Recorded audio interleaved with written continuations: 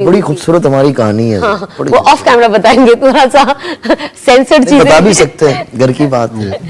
सो तब मैंने हजरत मैं ऐसे लेटा हुआ था ना, मैं ऐसे उठ गया झटके से, लेकिन मुझे ये समझ में नहीं आ रहा ये कौन सी सना। ऐसा मैसेज सुन के तो मुर्दा भी जो है बिल्कुल ऐसा ही के वक्त मेरी आंखें इतनी बड़ी बड़ी हो जाए, मैं बाकायदा दुआ करूं कि अल्लाह ये 2020 न गुजरने देना, मेरा निकाह हो जाना चाहिए, वरना मैं अब शादी नहीं करूंगा।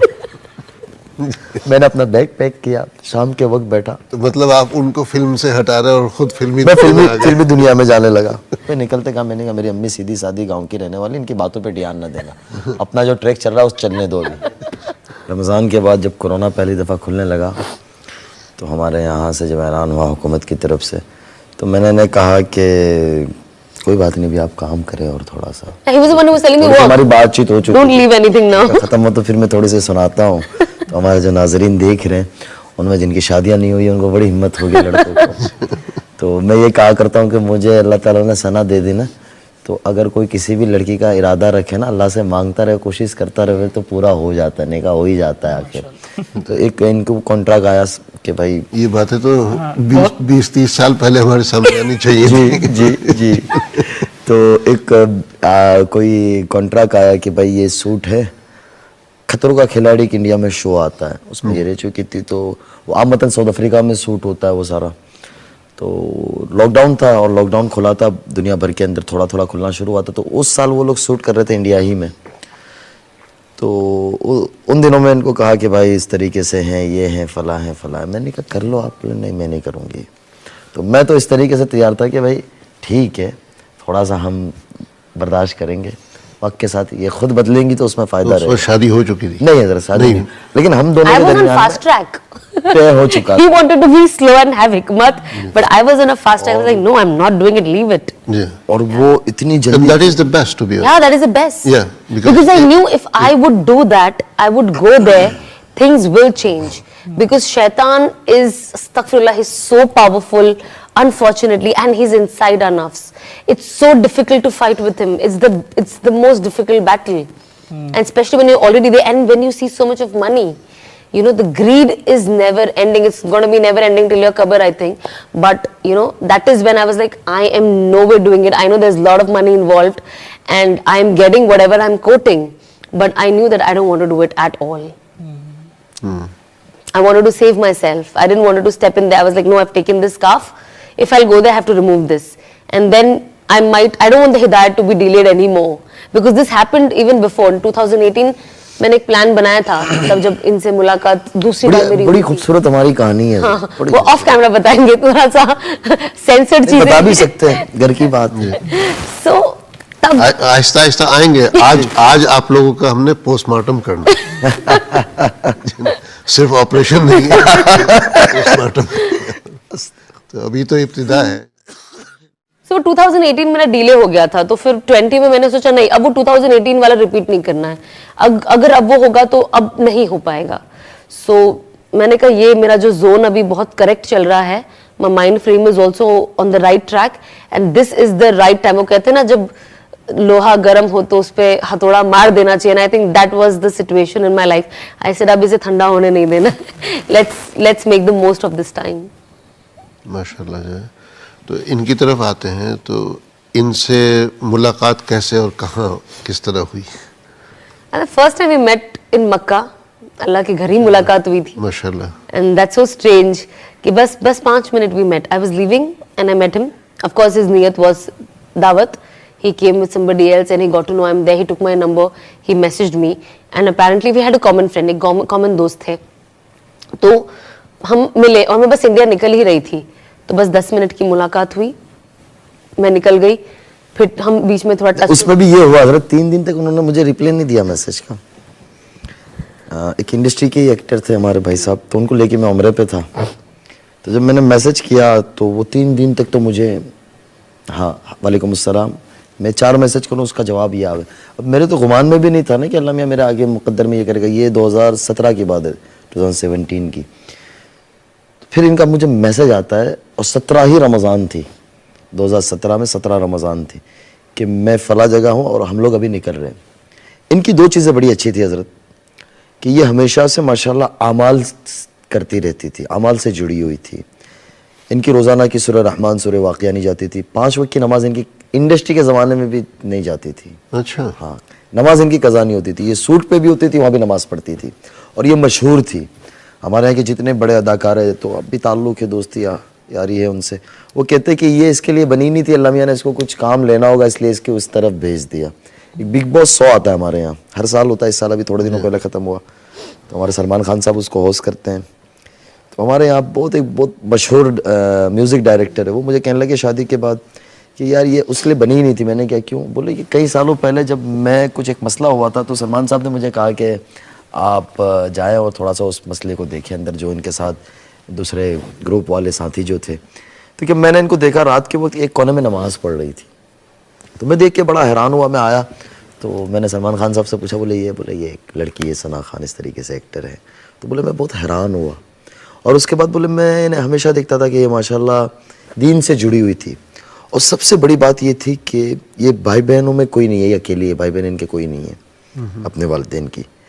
इनकी वालदा को 2013 के अंदर क्या हुआ था? ब्रेन हेमरेज हो गया था 10 में। इन्होंने बाकमाल खिदमत की हजरत, अपनी वालदा की 6-8 महीने वो हॉस्पिटल में रहे। मौत नहीं लिखी थी, लेकिन उस बीमारी के अंदर इन्होंने अपनी ज़ात से माल भी लगाया, खिदमत की लाइन से, यानी एक बेटे की तरीके से इन्होंने बहुत ज़्यादा खिदमत की। तो ये सारी दुनिया जानती है माशाल्लाह, यानी इनके फ़ैन और हमारा इंडिया की सारी इंडस्ट्री जानती थी। तो ये चीज़ें इनके अंदर, ये खूबियाँ थी। तो ये होता था कि ये हर साल रमज़ान में उम्रे पे जाती थी, इंडस्ट्री में भी। अच्छा। हाँ, तो ये 2013 से जाती रही, 13, 14, 15, 16, 17 में इत्तेफाकन मैं भी होता था, लेकिन कभी इस तरह से मुलाकात नहीं होती थी। मेरे साथ इंडस्ट्री वाले ही एक साथ थे, तो उन्होंने मुझे बुलाया तो मैं चला गया। अब रमज़ान में आमतन फजर के बाद हरम की मसरूफियत रात भर की होती है, तो सोना आदमी बिस्तर देख रहा होता है। तो मैं चला गया, मैंने क्या बाजी क्या हाल है? अब मुझे तो पता नहीं था ना कि मेरे मुकद्दर में ही बीवी बनने वाली है, तो मैंने बाजी कह दिया। तो जो हमारे नाज़रीन देख रहे होंगे अक्सर उन्हें हमारे इंटरव्यू देखे होंगे, लेकिन यहाँ जो मैं बताऊँगा ये शायद पहली दफ़ा कहने लगा हूँ सारा। तो इन्होंने क्या, बस खैरियत है, मेरे लिए दुआ करना, आप यहाँ रुकने वाले हो, अभी ईद के बाद आओगे? मैंने कहा इंशाल्लाह दुआ करेंगे। मैंने कि आपको कोई भी इंडिया में काम हो तो ज़रूर बताइएगा। ये वापस हो गए, इनकी वालदा से मैं मिला, मुझे बड़ा यानी ताज्जुब हुआ कि अपनी माँ को एक छोटा बच्चा जो होता है ना, माँ जिस तरीके से उस बच्चे को प्यार करती है, उस बच्चे को लेके चलती है, वो अपनी माँ को बच्चे की तरह ये लेके चल रही थी। इसके साथ इनके साथ संभालने वाले लोग भी थे, लेकिन ये अपनी वालदा को उस तरीके से। इंडिया आने के बाद मैंने इनको मैसेज किया, इन्होंने 1-2 दफ़ा जवाब दिया, तीसरी दफ़ा मुझे ब्लॉक कर दिया, कोई बात किए बगैर। अब क्यों करते थे वो तो इनको ही पता, आज तक वो मुझे कभी नहीं बताया, शायद आपकी बरकत से यहाँ बता दे। अब उससे आगे की बात हजरत ये होती थी। अच्छा नहीं, अभी एक है कौन, एक कदम और पीछे जाते हैं। आपने इनसे मुलाकात की हरम में, उसकी भी कोई वजह तो होगी ना? सिर्फ दावत यानी नहीं, लेकिन आपको कैसे पता कि ये वहाँ मौजूद हैं? या इनको आप इंस्टाग्राम पे इन्होंने अपने सोशल मीडिया पे डाला था, तो मेरे साथ जो साहब थे उम्रे पे, वो भी इंडस्ट्री से ताल्लुक रखते थे, तो उनका इनकी दुआ सलाम थी, दोस्ती यारी थी। उन्होंने कहा कि मौलाना आप इनसे मिलना चाहिए, बड़ी अच्छी लड़की, दीन की तरफ आ सकती है, तो हमें मिलने में क्या जाता है। तो मेरी ये नीयत थी। ठीक है, और आपको था कि he is coming through a reference? हाँ, for me it was okay, somebody is there, a random guy, so मैं मिल लेती हूँ। हाँ, मौलाना से मुझे पहले बहुत डर लगता था, मुझे लगता था आप फतवा दे देंगे मुझे। अल्लाह की पुलिस कहते थे। हाँ, अल्लाह की पुलिस कहती हूँ मैंने। मैंने कहा अल्लाह की पुलिस आ गई, भागो। शादी की तो मुफ्ती से ही की, अल्हम्दुलिल्लाह। मौलवी से भी नहीं की, मुफ्ती से की। अगर मौलवी अल्लाह की पुलिस है तो मुफ्ती तो अल्लाह का दरोगा हुआ। तब इतना डिफरेंस नहीं पता था अनफॉर्चुनेटली जी। सब दाढ़ी टोपी वाले मुझे मौलवी लगते थे, नॉर्मल इंसान भी मुझे वो भी मौलवी लगता था। बट फिर ये ब्लॉक करती थी हजरत, इन्हें कोई काम हो ना, कोई बात पूछनी हो, कोई दीनी बात हो या कोई मशवरा लेना हो, तो ये मुझे अनब्लॉक करे, बात पूछे, फिर ब्लॉक कर देवे। ये पूरा 2017 चलता रहा। ये भी बता दे कि क्यों आज ये क्या था वजह? हो ही रहा है।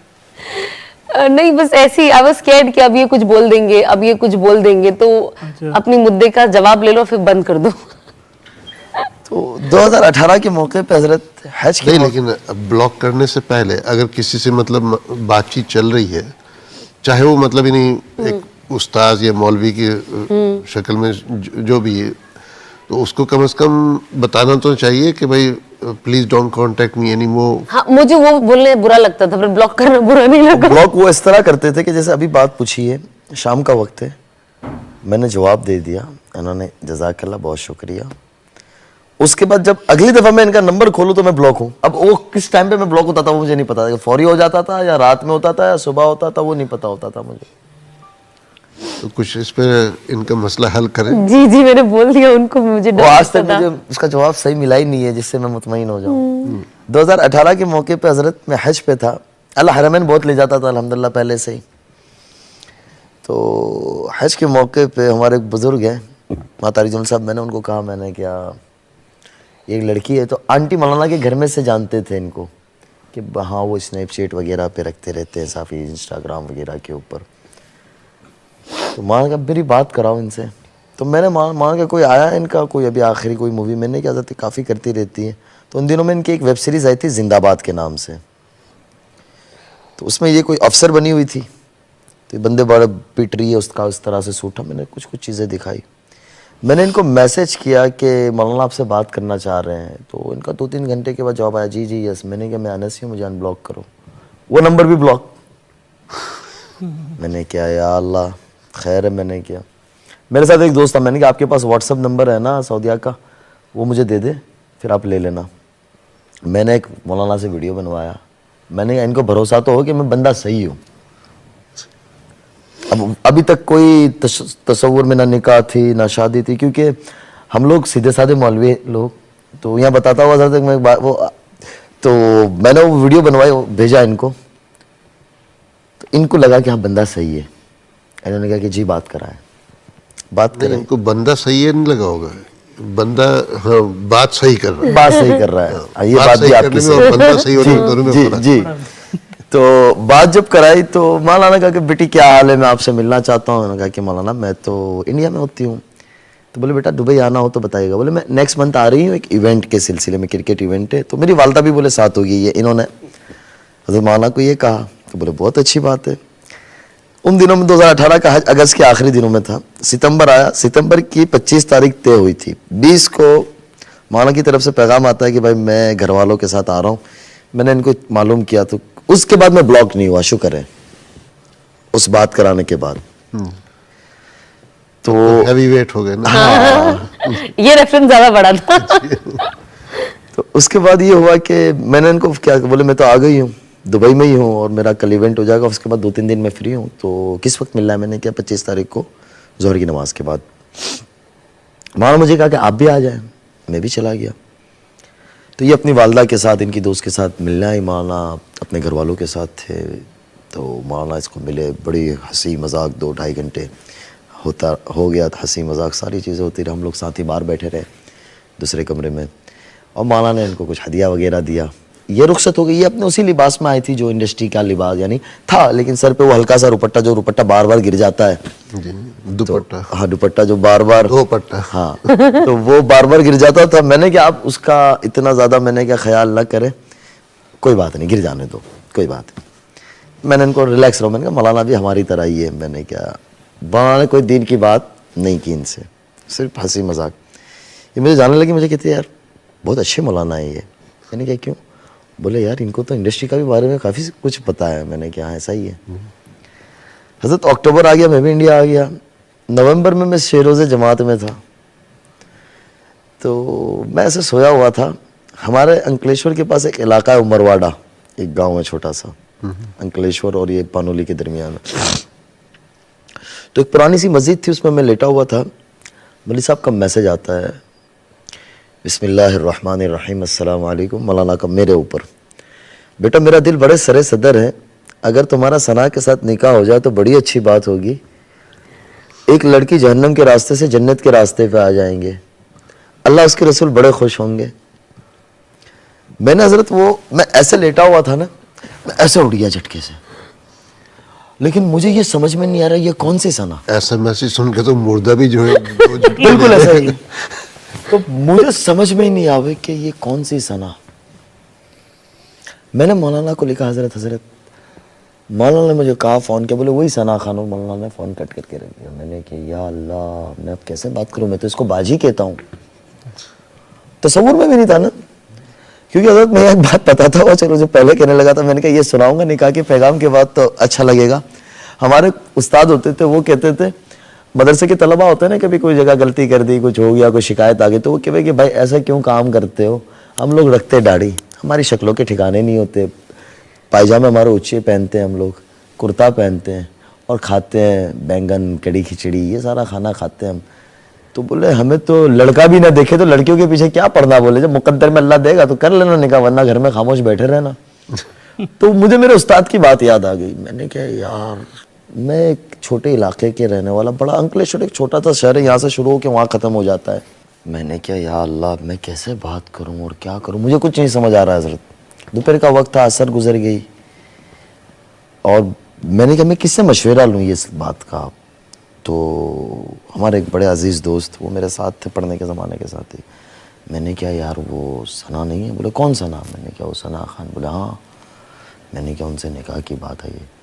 बोले किसने की? मैंने कहा मौलाना साहब ने। बोले तेरा दिमाग ख़राब है, तू किधर वो किधर? बोले मैंने कहा क्यों?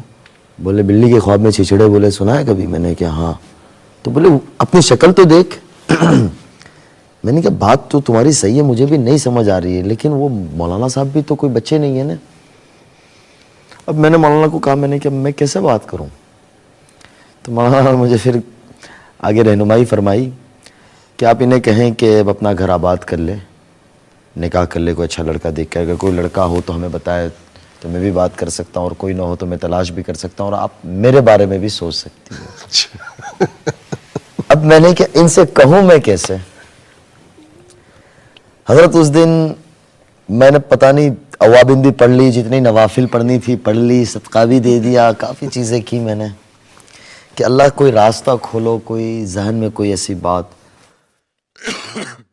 ईशा के बाद मेरे जहन में आया कि मैं इनको मैसेज करता हूँ। अब हजरत मैं निकाह की बात करने लगा हूँ, मेरी अकल यानी लंबी थी भी नहीं, और वो क्या कि वे एक शौक़ भी था और खुशी भी थी। तो मैं इनको कह रहा हूँ, मैंने कहा बाजी आपसे कुछ बात करनी है। बात करने लगा हूँ निकाह की और बाजी लिख रहा हूँ। तो शुरू में मेरे पे बड़े वो हुए कि यार आप बाजी। मैंने कहा यार हमें तो पता थोड़ी ना था कि ये अल्लाह ताला ने मेरे मुकद्दर में लिखा हुआ है ऐसा आगे। मैंने इनको कहा कि मेरे आपसे कुछ बात करनी है। इनका रात 11 बजे मैसेज आया कि हाँ जी बोलिए। अब मैं डरने लगा। मैंने कहा अगर मैंने इनको ये बात कह दी, ये मेरे खिलाफ वीडियो बना देंगे कि ये मौलवी सब बड़े बदतमीज होते हैं। मेरे को डर भी लग रहा है। मैंने मतलब हकीकत बयान कर दी। हाँ। उसके बाद अल्लाह मियां ने मेरे दिल में डाला, मैंने कहा एक काम करता हूँ, ये 2 वॉइस नोट मैं सीधे इन्हें भेज देता हूँ। मैंने वो वॉइस नोट मौलाना साहब के इनको भेज दिया और नीचे लिख दिया, मैंने कहा मैं नहीं कह रहा हूँ, मौलाना कह रहे हैं ये बात को। और फिर मैंने फोन बंद कर दिया। और फजर से पहले मैं उठा मस्जिद में, मैंने ताजुद वाजुद पढ़ी, अल्लाह मियां से दुआ हुआ करके मैंने देखा तो इन्होंने हंसते हुए सिंबल मुझे भेजा हुआ था। मैंने कहा चलो पहला मरहला तो गुजर गया। खैर नवंबर इस तरीके से गुजर गया। दिसंबर में मैं कहीं सफ़र पे था, दुबई में था। मौलाना साहब का कहीं आगे सफ़र था, कनाडा जा रहे थे, तो उनका स्टॉप था। माँ साहब ने इनको फ़ोन किया कि बेटा आपकी आंटी भी साथ है, अगर आप आ जाए तो बड़ी अच्छी बात होगी। तो इनका कोई सूट था उस दिन और घर में कोई शादी की तकरीब भी थी, तो वो दोनों चीज़ें छोड़कर ये एक दिन के लिए मौलाना को 2 घंटे के लिए मिलने आई। अब मैं मौलाना के एक बड़ा स्वीट था, उसके अंदर एक कमरा था, वहाँ मैं बाहर कमरे के बाहर खड़ा हूँ। मौलाना साहब के बेटे और हमारे कुछ दूसरे दोस्त अहबाब, तो मैं खड़ा हूँ। तो उन लोगों को मैंने बताया था कि मेरा इस तरीके से इनसे रिश्ते की बात हुई है। तो वो लोग सारा मेरी मजाक बना हुआ है। बोले तेरा दिमाग ख़राब है, तुझे इंग्लिश, मुझे इंग्लिश नहीं आती, अंग्रेज़ी मुझे इतनी तब तो बिल्कुल नहीं आती, अब थोड़ा बहुत ये मेरी उस्ताद बने हुए हैं। मैंने कहा कुछ तो आप उस्ताद बन जाए। तो वो लोग सारा मस्ती मजाक मेरे से करें कि यार तेरा कैसे होगा, तू सोच तो सही। मैंने कहा बात तो सही है, मेरा चेहरा जब मैं खुद शक्ल आईने में देखता हूँ शीशे में तो मैं कहता हूँ कभी मुमकिन नहीं है। लेकिन इतना था कि अल्लाह से मैं मांगता था, रोज़ाना 2 नफल पढ़ के। जिस दिन से ये बात आई उस दिन से लेके 2020 2 साल, लेकिन वो 2 सालों के अंदर वैसी नफलें कभी पहले नहीं पढ़ी, पहले कभी नहीं पढ़ी और उस दिल के साथ भी नहीं पढ़ी, अल्लाह माफ़ फरमाए। वो कहते हैं ना अल्लाह के लिए दुनिया भी मांगते अल्लाह दे देता है, तो अल्लाह के लिए हमें अल्लाह से बड़ा ही मांगना, आखिरत मांगनी चाहिए, बड़ी जन्नत मांगनी चाहिए। मौलाना साहब ने पीछे पलट के इनसे कोई बात नहीं की। मैं इनको पूछता हूँ कोई बात हुई, तो कहते नहीं कोई बात नहीं हुई। अब मेरी हिम्मत इनको फेस करने की नहीं हो रही है। 2019 दाखिल हो गया, इनके कुछ अपने मसाइल थे, रमज़ान दोबारा आया। उस साल रमज़ान में उम्रे पे नहीं थी, मैं हरम जाने लगा तो इन्होंने कहा, मैसेज आया कि मुझे आपसे कुछ बात करनी है। मैंने कहा जी बोलिए। अब इन दिनों में रमज़ान के अंदर ये माशाल्लाह ना सूट करती थी ना कुछ चीज़ करती थी, ये एक मामूल था इनका हर साल का पहले भी कुछ, चाहे जितना पैसा मिले जितना लंबा कॉन्ट्रैक्ट हो, ये नहीं साइन करती थी। तो इन्होंने मुझे कहा कि यार मैं कब्र को ख्वाब में देख रही हूँ 2-3 दिन से और मुझे कुछ समझ नहीं आ रही है, लेकिन एक अच्छा देखा है कि एक अच्छी कब्र भी देखी है, लेकिन पहले 2 दिन बहुत बुरी तरीके से मैंने देखा है। मैंने कि अल्लाह से मांगती रहो, अल्लाह ताला आपके लिए रास्ता खोले और अल्लाह ताला आपके लिए खैर के फ़ैसले करे और आप अल्लाह ताला आपसे इंसानियत की खिदमत और दीन का काम ले दुनिया के अंदर। मैंने कहा आपके अंदर अल्लाह ने जो मैं समझा सकता था मैंने 10-15 मिनट में ये बात की। अब हमारे वो निकाह के सिलसिले की कोई बात नहीं, ना इन्होंने मुझे की ना मैंने इनसे की। 19 का हज का मौका आया दोबारा, तो 19 के हज के मौके के ऊपर अरफात के मैदान में मेरा एक मामूल होता था कि मेरा ज़रा जितने इंडस्ट्री के दोस्त अहबाब है या इस तरीके से मैं उन्हें अल्लाह के घर से मक्के से याद कर लूँ, मैं एक फ़ोन कर लूँ, एक छोटा सा भी कॉल कर लूँ। इसलिए कह रहा हूँ कि माशाल्लाह अल्लाह के घर में दुआएं कबूल होती है, तो हमें वहाँ जाकर आमतन हम फजूल चीज़ों में वक्त गुजार रहे होते थे, हो तो कम से कम हम हमारे अजीज़ व अकारिब को याद कर लेना चाहिए। तो मेरी वो एक आदत होती थी। तो मैंने एक अरफात से वीडियो बनाई ऐसे, मैंने क्या अल्लाह ताला आपको इस जगह पर लेके आया अरफात के दिन, और फिर मैं एहराम वगैरह से फारिग हो गया। उसके बाद मैंने वीडियो इनको भेज दी, तो इन्होंने कहा मेरे लिए बहुत दुआ करना। मैंने कहा आपके लिए बहुत दुआएं की, अल्लाह ताला आपके लिए खैर के फ़ैसले करेंगे। उन दिनों में मैंने कॉन्ट्रैक्ट साइन किया स्पेशल ऑप्स के नाम से। हमारे इंडिया के अंदर वो पार्लियामेंट के ऊपर जब मसाइल हुए थे तो उस पर इन लोग काम कर रहे थे, कि वेब सीरीज़ बनाई थी जो, तो उसकी इन्होंने शूट के लिए वो जॉर्डन जा रही थी। ये मुझे इतना पता था कि ये जॉर्डन जा रहे हैं। 2019 रमज़ान के हज के बाद नवंबर में मौलाना अहले खाना के साथ उम्रे पे तशरीफ़ लाए और मैं भी अल्लाह की शान हरमैन में था। तो मैं मौलाना के पास बैठा हुआ था, मौलाना की तबीयत ठीक नहीं थी, तो मौलाना कहते सना का बेटी का क्या हाल है। मैंने कहा सर ठीक है वो जॉर्डन में। मेरे दिल में फिर उम्मीद की किरण मुझे फिर नज़र आई, गुलदस्ता जी। मैंने ऐसे करके फ़ोन निकाला टक टक करके, मैंने कहा सर बात कराओ। बोले जी बात कराओ। मैंने नियत की, मैंने कि आज मैं जाके 200 रियाल सदका करूँगा। मुझे याद है वहाँ भी कंजूसी। हाँ 200 रियाल अभी तक पक्का नहीं। 200 रियाल हजरत हम इंडियन के लिए बहुत बड़ा पैसा है ना। नहीं लेकिन 500 रियाल का भी तो मैंने 200 रियाल, मैंने ऐसे फोन निकाला तो 100 की 2 आ गई। मैंने कहा ये दोनों सदका कर दूंगा मैं।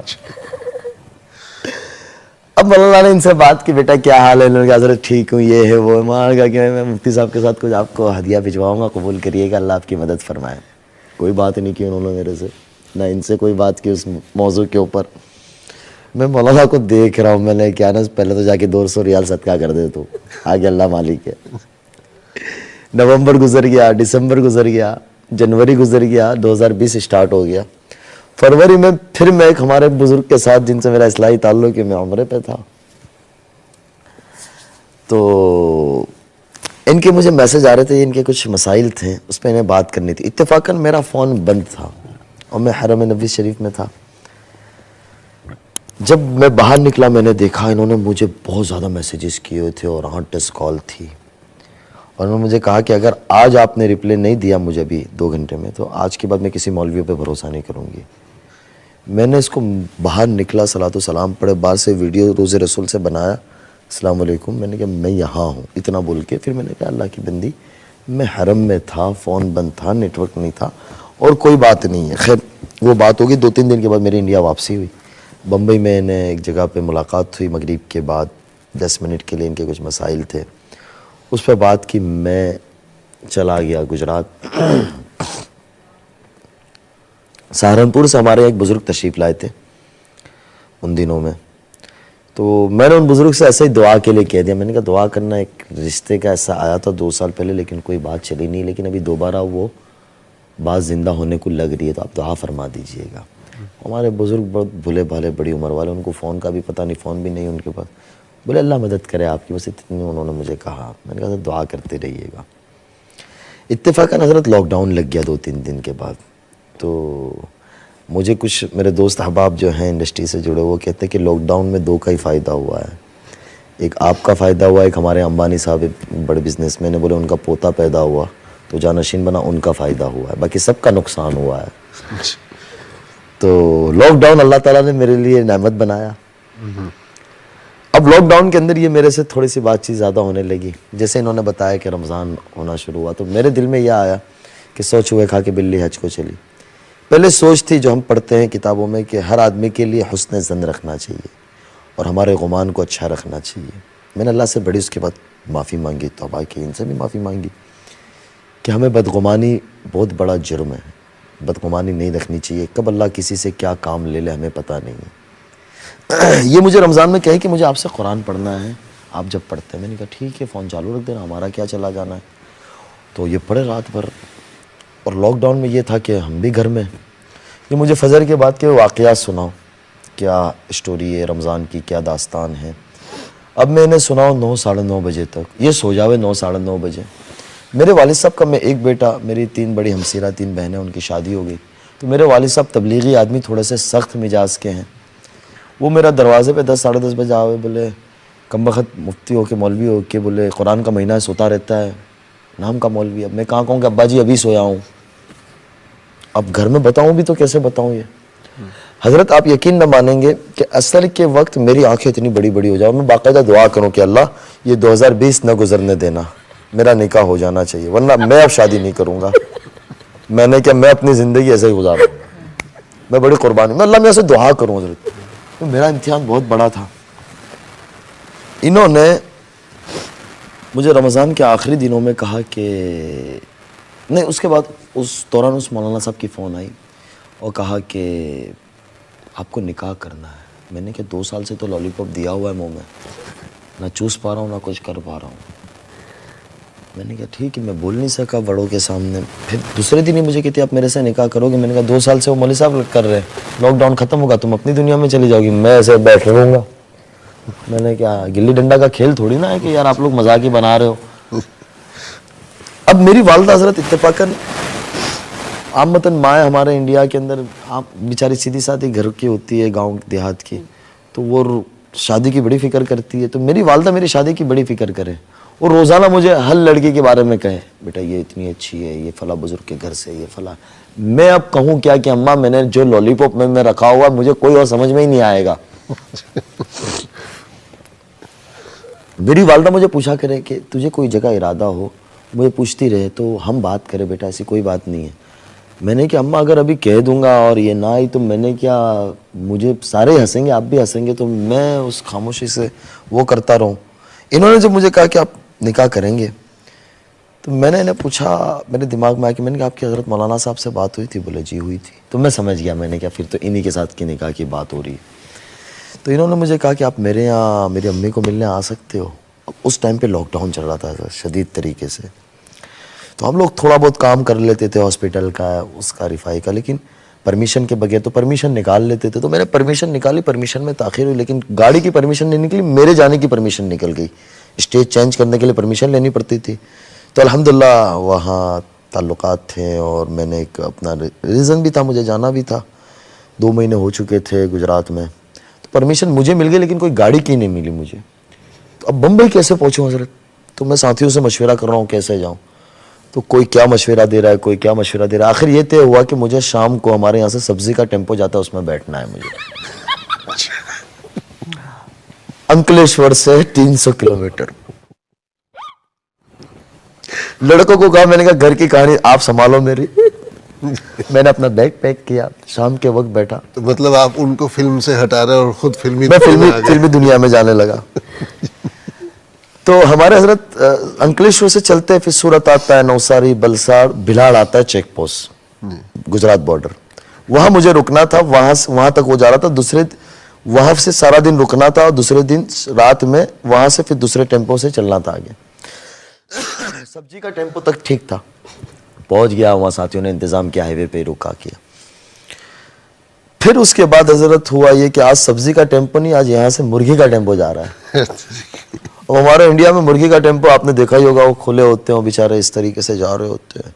मैंने 3-4 मास्क लगाया, ऐसे करके लगा बेटा 10 मिनट में तो मैं भी उसी तरीके से हो गया कंडक्टर। मैंने कहा चलो हम भी बन जाते हैं। जो साथी ने ये इंतज़ाम किया था वो मुझे पूछे मौलाना इतना ज़्यादा ज़रूरी क्यों है, थोड़े दिन रुक जाओ 10 दिन में खुल जाएगा। मैंने कहा बहुत ज़रूरी है। बोले क्या वजह है, सारा कुछ बंद है। मैंने क्या वो वजह कुछ वक्त के बाद पता चलेगी अगर हकीकत में बदली तो, वरना इसको राज को ही रहने देना, क्योंकि मुझे भी तो पता नहीं था ना आगे क्या होना है। अब ये कह रहे कहाँ पहुंचे, तो मैं फोन बंद कर दूं। मैं कहा ये कह रहे कौन सी गाड़ी में, मैं इसको थोड़ी कह सकता हूँ कि मुर्गी के टेम्पो में आ रहा हूँ।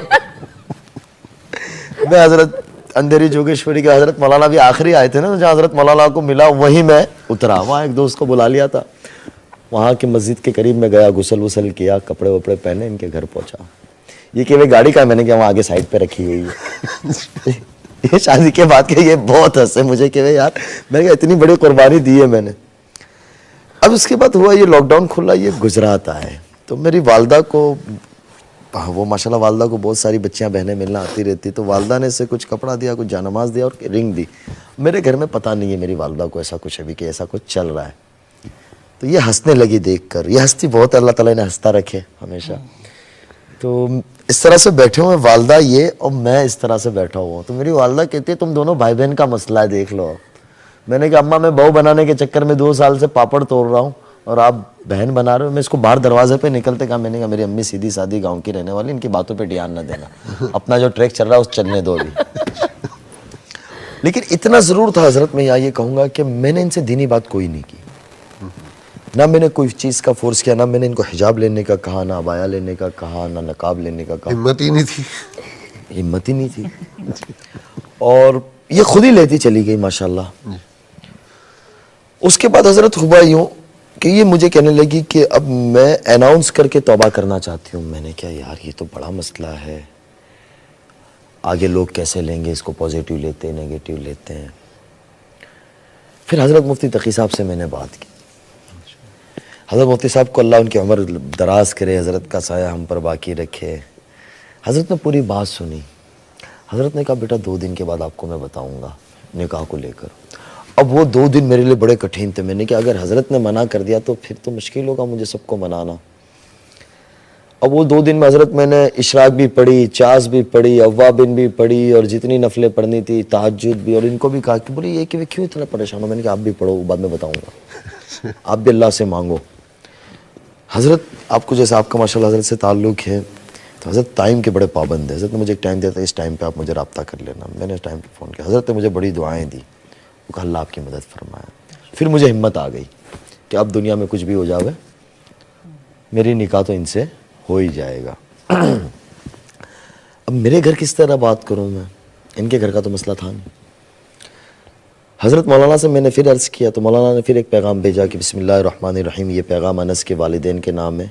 हमें एक रिश्ते का ख्याल आया है, पता नहीं आपके यहाँ काबिल कबूल है या नहीं है। अगर हो जाए तो बड़ी अच्छी बात होगी। एक लड़की जहन्नम के रास्ते से जन्नत के रास्ते पे आ जाएगी। अल्लाह उसके रसूल बहुत खुश होंगे।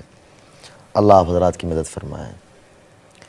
मैंने मेरी वालदा को सुनाया तो मेरा जो हज़रत ख़ानदानी जो ताल्लुक़ है ना, मेरे नाना हमारे यहाँ के तबलीग के बड़े ज़िम्मेदारों में थे, काजी अब्दुल वहाब साहब जी। तो वालदा मेरी बहुत रही नाना रहमतुल्लाह अलैह के साथ, तो वालदा का जहन दीनी दावती वाला बहुत ज़्यादा था। मैंने वालदा को सुनाया तो वालदा कहने लगी बेटा बहुत अच्छी बात है, तू राज़ी है तो इससे अच्छी बात क्या हो सकती, बहुत अच्छी बच्ची है। मैंने कहा अम्मी राज़ी हो गए। फिर अम्मी कहने लगी अब्बा से तू बात कर। मैंने कहा यार शेर के गले में घंटी कौन बांधे। अब अब्बा से बात करने के लिए बड़े पापड़ बेले। फिर आखिर में मैंने अब्बा को मौलाना का वॉइस नोट सुना दिया। तो मेरे वालिद साहब कहते कौन सा ना ये, मैंने कहा सना खान। तो मेरे वालिद साहब ऐसे देख रहे, मैंने कहा अल्लाह ही खैर हो। उनकी ज़बान से निकल गया कि बेटा वो हमारे घर में मैच हो पाएगी, हम लोग सीधे साधे लोग हैं। मैंने कहा वालिद साहब को मैं वालिद साहब का जहन बना रहा हूँ। मैंने कहा अब्बा शादी एक जुगाड़ी है, एक रिस्क का नाम है कि लड़के की लड़की के साथ बनती है, लड़की की लड़के के साथ बनती नहीं, पता नहीं मोहब्बत से लेके चलना पड़ता है, चल जाता है, अल्लाह मालिक है। मैंने कहा अच्छी नीयत के साथ चलेंगे। खैर ये राज़ी हो गए। फिर वो तौबा का लेटर पे हमने काम किया, इन्होंने माशाल्लाह हमारे हज़रत मुफ्ती साहब ने उस पर हमारा ताउन किया। 9 अक्टूबर की रात में ये गुजरात आ गई, मेरी हमसिरा सूरत में रहती है, उनके घर आ गई बहन के घर अपनी वालदा के साथ। 9 अक्टूबर की रात डाला, इन्होंने फ़ोन बंद कर दिया। 10 अक्टूबर को तो पूरी दुनिया में हंगामा मच गया कि इन्होंने इंडस्ट्री छोड़ दी इस तरीके से। अब शादी की बारी है कि शादी तो हम ये चाह रहे थे कि हरमैन में करें जाके निकाह, लेकिन इत्तेफाकन कोरोना था, लॉकडाउन था, खुलने के कोई आसार नज़र नहीं आ रहे थे। फिर मशवरा यही हुआ कि ज़मान अहमद लाट साहब वगैरह बुज़ुर्गों से कि भाई अपनी जामा मस्जिद के अंदर जुमा के बाद निकाह कर लें। इन्होंने अपने सारे ख़ानदान दोस्त, इस पर एक हज़रत एक बड़ी हंसने वाली बात सुनाऊँ मैं आपको। इनके वाल साहब दुबई रहते थे, अब यहाँ आ गए। पहले ये अपनी वालदा के साथ होती थी, तो इनके वाल साहब आए ना शादी से 1 हफ्ते पहले। 20 नवंबर 2020 को मेरा निकाह हुआ, तो मैं बम्बई गया था लेने। एयरपोर्ट से मैंने लेके घर छोड़ा इनके, मैं चला आया, 1.5-2 घंटे में वापस हो गया। इन्होंने अपने वालिद साहब से कहा कि ये आपका दामाद है, आपको किसी को बताना नहीं, कौन है क्या है कुछ नहीं बताना है। इन्होंने अपने किसी दोस्त को यानी सुगंध भी नहीं आने दी हजरत, खुशबू भी नहीं आने दी। और अब निकाह हो चुका था? नहीं, निकाह नहीं हुआ था, अच्छा, नहीं होने वाला तैयारियां चल रही थी। और इनके रिश्तेदारों को इन्होंने कहा कि बेंगलोर में निकाह है, लड़का बेंगलोर का है। इन्होंने सबका रुख उस तरफ मोड़ दिया। जब इन्होंने सबको टिकटें भेजी गुजरात आने की, उस रात पता चला कि गुजरात में है सूरत के पास, और फिर वहाँ लड़के गाड़ियाँ लेके लेने गए थे। तो जुमा के दिन 1-2 दिन पहले आमतन हमारे यहाँ इंडिया वगैरह हमारे बरसगीर में ही होता है कि लड़का बारात लेके जाता है, ये अपने कुछ रिश्तेदार दोस्तों के साथ। इसको मैंने गुजराती बुला लिया था।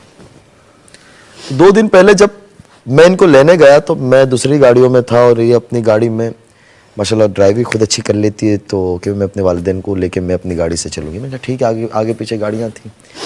तो अब ये मेरे से जब बात कर रही थी ना कहीं रुके, तो ये इस तरह से बात कर रही थी। तो इनके वालिद साहब इनको पूछते हैं, मैं एक जगह चाय के लिए रुका नवसारी बलसाड़ के पास। इनके वालिद साहब कहते ये लड़का कौन है, बहुत ज़्यादा तुम्हारे से क्लोज हो रहा है। इन्होंने अपने वालिद साहब को ऐसा डरा दिया था कि वालिद साहब इनका मेरा नक्शा भी भूल गए, चेहरा भी। तो ये कहते हैं कि अब्बा यही वही तो लड़का है। ये आ गई, खैर दूसरे दिन निकाह हुआ और फिर सारी दुनिया में जिस तरीके से हंगामा। लेकिन अल्हम्दुलिल्लाह अल्लाह का बहुत शुक्र है हज़रत, इन्होंने बहुत साथ दिया और बहुत बड़ी क़ुरबानी दी, क्योंकि वो बम्बई की दुनिया ऐसी चकाचौंध है हज़रत कि बहुत मुश्किल है उससे पीछे आना, क्योंकि इतनी सारे आराई से दुनिया है, आराई से ज़िंदगी है। अल्लाह इन्हें जज़ाए खैर दे। अब तो हज़रत कभी कभी ये लगता है कि मैं बॉलीवुड में था, ये मदरसे में थी। आमाल में माशाल्लाह ये बहुत आगे हैं, मुताला हर चीज़ के अंदर। दुआ फरमाइएगा। अब आप आगे, मैंने तो यह दास्तान सुना दी। मैंने इनको दरमियान में कहा था कि आप कुछ कहना चाहें तो कह सकते हैं, कुछ कह दिया। ये मेरी बहुत बड़ी गलती थी। लेकिन बहरहाल आज माशाल्लाह वो बातें सामने आ गई जी माशाल्लाह, जो शायद यानी 2 साल से लोग सुनना चाह रहे थे, तो मैं अपनी सआदत भी समझता हूँ। मेरी शादी हुई ना, उसके बाद इंडस्ट्री वाले काफ़ी दोस्त अहबाब मुझे कहने लगे, बड़े एक्टर्स, कि यार ये मुफ्ती, गूगल के ऊपर 2 दिन सबसे ज़्यादा हाईलाइट में रहा था मुफ्ती लफ्ज़ कि ये है कौन।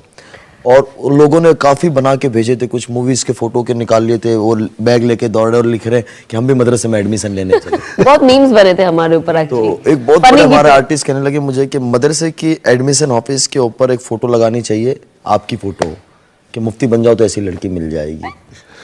तो वो शुरुआत के अंदर बहुत हुआ। वो बुज़ुर्ग को उनके खादिम एक बहुत करीबी वो कहने लगे, बोले जब हुआ ना मैं गया कमरे में कि हज़रत 20 साल से खिदमत कर रहा हूँ, ले गया वो, बोले हमारा क्या कसूर था। और कोई ऐसी सीक्रेट या कोई बात जो आपके दिल में हो कि भाई ये भी पब्लिक के सामने आनी चाहिए?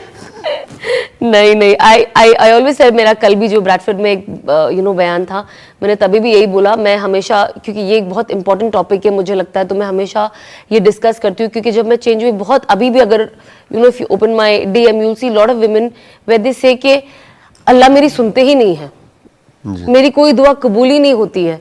मैं ये दुआ 8 साल से मांग रही हूँ, 10 साल से मांग रही हूँ, मेरी दुआ कबूल ही नहीं होती है। And that is when I tell them the story that I remember 2015-16 I was in Haram and I remember I had a conversation with Allah subhanahu wa ta'ala, and that's one of my most favorite conversation that I had with him, and I saw the conversation turning into reality.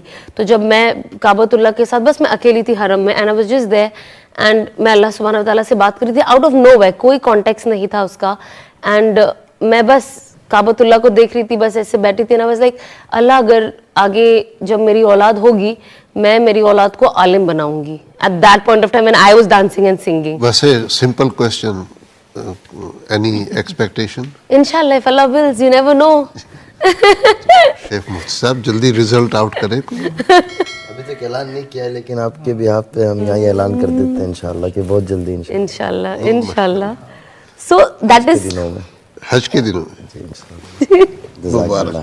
मैं पहली दफा on public यहाँ कह रहा हूँ. माशाल्लाह।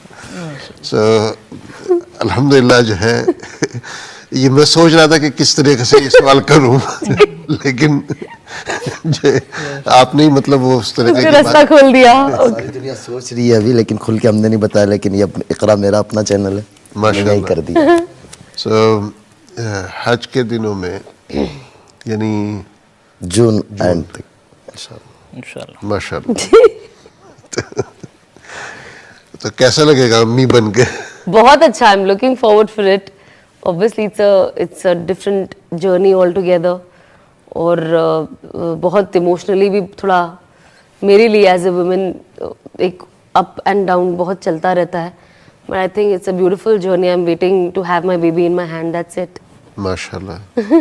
So brothers and sisters, this is a mashallah great announcement. जो है वैसे तो कहने को तो मतलब सना और अनस ये है, लेकिन लैला मजनू भी जो है मतलब वो कोई फिट नहीं आता. जो है याजूज माजूज थोड़ा आउट ऑफ ट्रैक है. तो बहरहाल माशाल्लाह great news, and may Allah subhanahu wa ta'ala truly make your child coolness of your eyes, mashallah. Ameen. And